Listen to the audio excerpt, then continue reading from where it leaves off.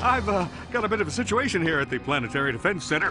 Nothing I can't handle, mind you, just a few thousand heavily armed robotic commandos, but I figured, hey, if you were in the neighborhood, maybe...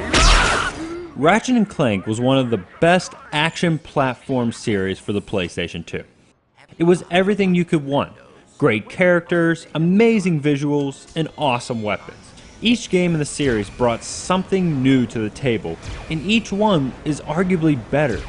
So with the game's first release on the PlayStation 3, we knew what we were going to get, but it was still impressive to see. It is fortunate cryosleep does not work on robots. The story continues the adventures of Ratchet and his robot friend Clank. This time, the story goes into Ratchet's past, both his family and race of Lombats. The story has a little more depth than before, telling a great story to go along with the action. The gameplay has not seen too many changes, and that is for the best. If you have played a previous game, this will all feel very familiar.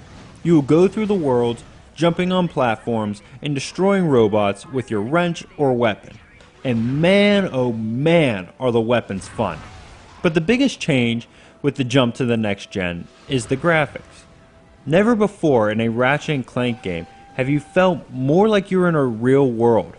From the opening planet, you cannot help but be impressed as you use launch pads to jump to higher and higher areas and using grind rails as the buildings behind you collapse.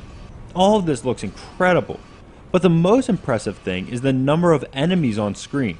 You will be swarmed and overrun by countless enemies, which really increases the difficulty. Each situation needs to first be contemplated, or you can run forward if you have the firepower. And it is great fun to see large groups of enemies turn into a pile of bolts.